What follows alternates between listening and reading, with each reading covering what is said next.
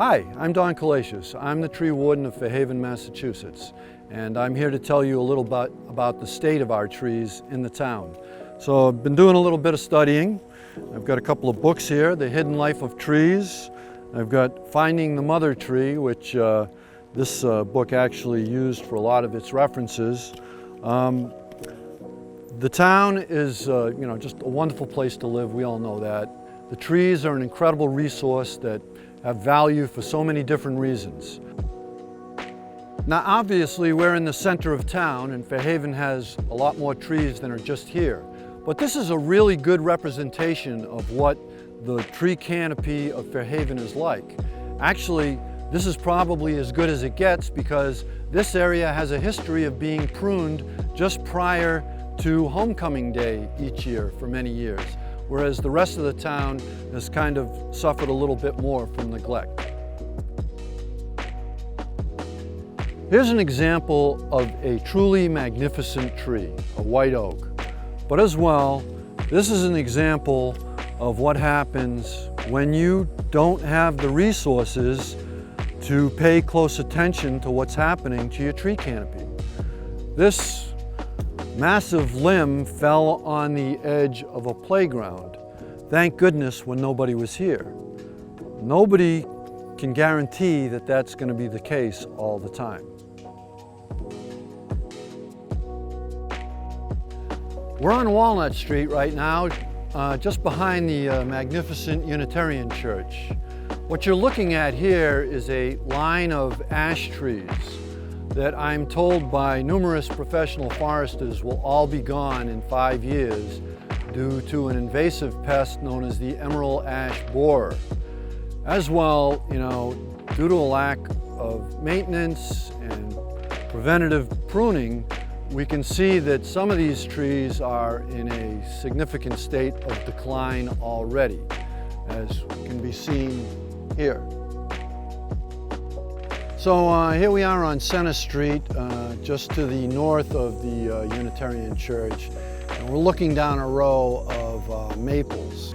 And just before the stop sign, you'll see a couple that have very little foliage on them. And that's not because they've lost their leaves due to the fall. All the other maples you can see in the background are fully leafed out and whatnot. These trees are in a high state of decline. And if you look right in front of us here, you'll see a spot where I had to remove one that had no leaves whatsoever, that was completely dead. This obviously is an American Liberty Elm, one of many that were planted in town, and from what I understand, the Boy Scouts had something to do with this, the Fairhaven Improvement Association had something to do with this, and it was just an incredible, wonderful effort. However, this is an issue with the majority of these trees, but these trees have terrible branch angles, meaning they come out like this. A tree that has a very strong branch angle comes out like this and will last a long time. But as you can see, when they're like this, they start peeling away from each other. There are a lot of these in town that have this issue. So this is the end result of poor branch angles when they're close like this.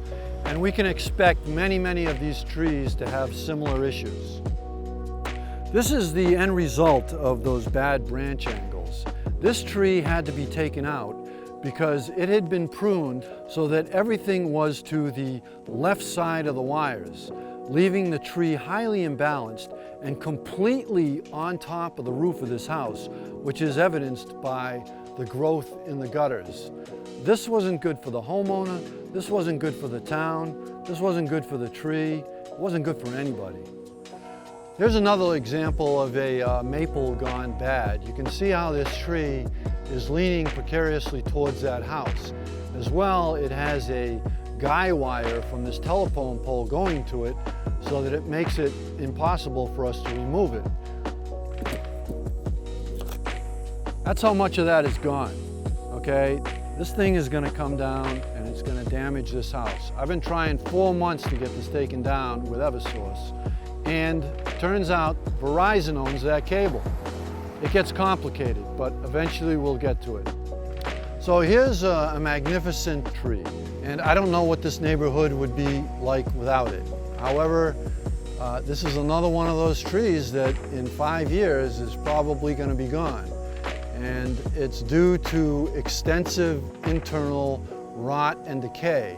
That hole is just one example of half a dozen that go all the way up the tree, which substantially weaken the tree and make it a danger to not only the people, vehicles, buildings around it, but as well this three-phase power that goes into the town hall. I've kind of fallen in love with this tree a little bit, and I would like to make it last as long as possible, but again, when does the risk outweigh the benefit? This isn't a story about all gloom and doom. There are many, many more healthy trees in the town than there are sick ones. But I just want the people to know that we're up against a significant challenge here due to budgetary constraints and resources. We've got a big job ahead of us. That's why I've been trying to leverage outside sources like Eversource to help me, bringing in outside funding to deal with some of this stuff, and as well working with the planning board to do a survey of the center and some of the parks that we can get paid for by a matching grant from the state to know where we are.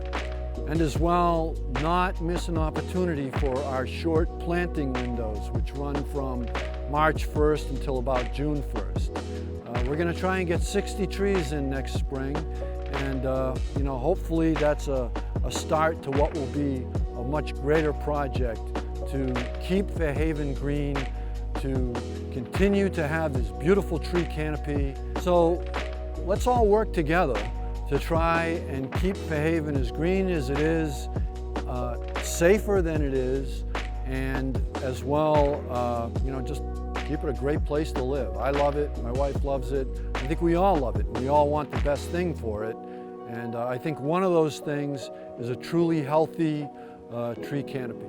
Thanks so much for your time, and I'll keep plugging away.